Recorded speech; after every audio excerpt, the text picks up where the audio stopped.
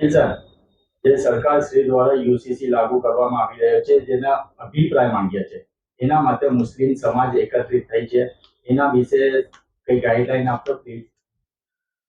जी अजीज भाई, आपने जो सवाल किया है वो बहुत ही अहम है कि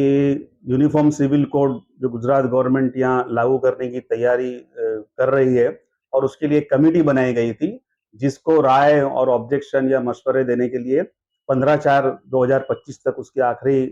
तारीख थी और वो मुकम्मिल हो गई है। और हम देखते हैं कि हजारों लोगों ने, लाखों लोगों ने उसके लिए ओपिनियन, मंतव्य भेजे हैं।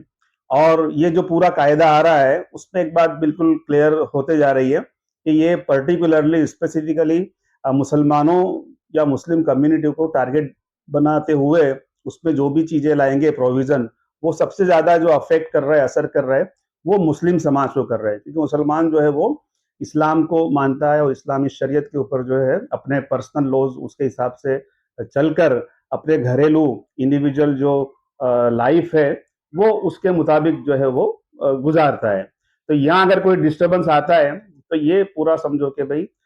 इस्लामी शरीयत और मुसलमानों के मजहब और उनके दीन पर ये उसका असर होने वाली है।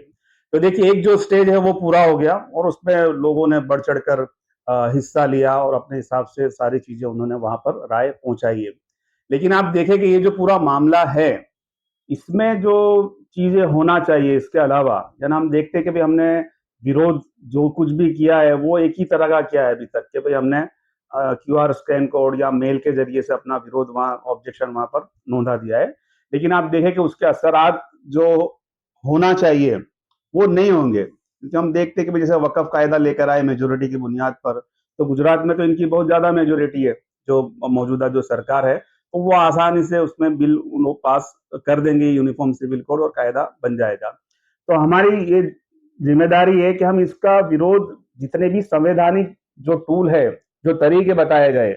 बंधारण के अंदर, कि आपको अगर ये लग रहा है कि भाई ये हमारे बंधारण और मूलभूत अधिकार का हनन हो रहा है, उसके खिलाफ जा रहा है, तो उसके लिए आप आवाज उठाए। तो हम देखते हैं कि ये आवाज उठाने में हम बहुत अच्छे अंदाज से नहीं उठा सके। देखिए, अभी आखिरी दिनों में हम देखते हैं कि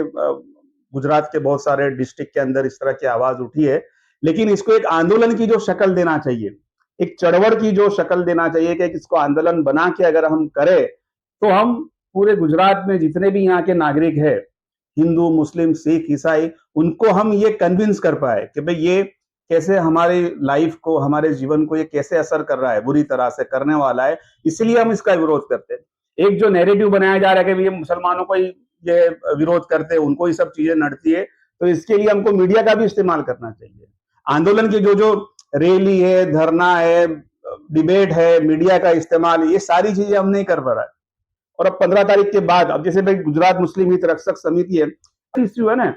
सबसे ज्यादा बढ़ के ये हमारा इश्यू है कि भाई हम अल्लाह से दूर हो जाएंगे, हमारे दीन से दूर हो जाएंगे, ये ना ओपनली उस पर हम अमल ही नहीं कर सकते। तो उसमें जो हमारा एहतजाज होना चाहिए, उसमें जो हमारा विरोध होना चाहिए, उसके जो तरीके होना चाहिए और मूवमेंट, आंदोलन, चढ़वड़ जो उसको बनाना चाहिए, वो मेरा अभी भी ये मानना है कि वो नहीं बना सके।